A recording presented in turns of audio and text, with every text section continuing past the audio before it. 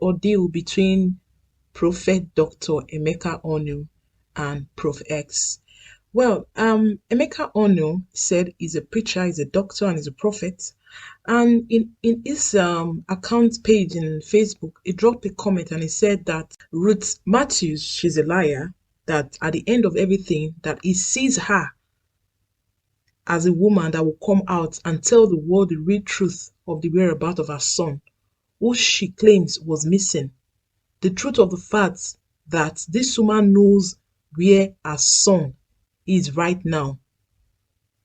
She's also using the advantage of her disability to scandal the good name that Prophet Jeremiah has been protecting for years.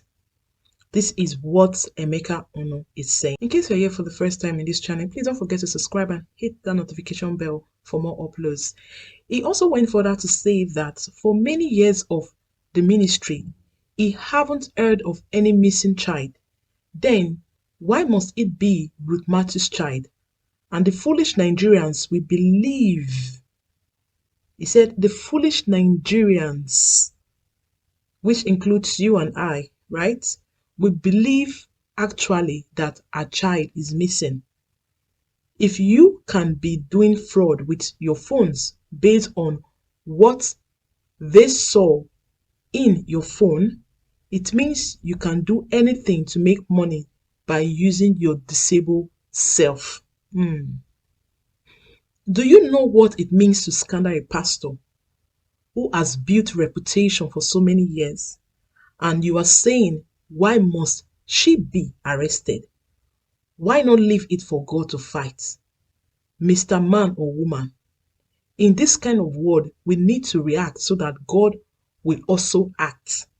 Your reaction is directly proportional to God's action. There are some certain things you must react for God to act on. He went further to say that this is false allegation we are talking about. She's been sponsored to act this role, but she didn't act the drama very well. And also, she's been sponsored, and the so-called people sponsoring and pushing her are in their houses chilling with their AC. But the end, I see her making a public confession about the missing child and the people who were sponsoring and triggering her to do what she's doing. And at the end, same Papa Jeremiah Omotofufuyin will still pray for her. That is trying to say the revelation he's seeing about her. Okay, let's go on. And deliver her. Okay, so he's making us understand that Ruth Matthews is going to go to Prophet Jeremiah, beg her, and Jeremiah is going to still pray and deliver her. All right, let's continue. No normal being will be quiet when they are calling your name on an allegation you know nothing about, even you that is reading this post. If they accuse you of what you didn't do and they are busy calling your names on social media, will you be quiet? He said his name is Emeka Onu.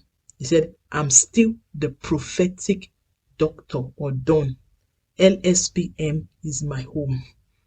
All right. In his other post, he said, Bisola Alpha. Bisola, your time is up. If TB Joshua didn't reply you, we are here to give you what you want. We are not in a generation of keeping silence. We are not a generation of leave them for God. These demons are out here for the church, and we will not be silenced over this. For God has given us power to trample upon snakes and scorpions, and they can never do us harm. The power is there already, and prophetic dawn. From the report of the superintendent, he said that Ruth Matthews wasn't consistent. It was a 14 seconds video, but they didn't show us what the superintendent said in full. It just said in her story, she wasn't consistent, and they just cut the video. So it's more suspicious here, and the truth is not being cleared here. So guys, I will also wrote the video in the background so that you can see what the superintendent said and how it was being cut off from that video. So in his recent video he made referring to Prof X in that video. But first, in his comments when he was making the video, he said, "Take note, if you comment rubbish, I will block you and also finish you." That's a word of threat. "If you don't have any reasonable comment, just listen and pass. In my generation, you can't fight the church and go scot-free. So, you want us to always be quiet. We are not deaf and dumb." This is what he said when he was insulting and threatening Prof X. He was using really strong words when he was actually talking to Prof X, and they were really strong words that I believe as a believer or as a Christian you shouldn't use, because it was too direct and it was too threatening. He said that he was going to take his picture and go and place it on a shrine or altar. They were really strong words. Like, as a Christian, for me personally, I don't think even if someone offend you, you shouldn't be using those very strong words for that person.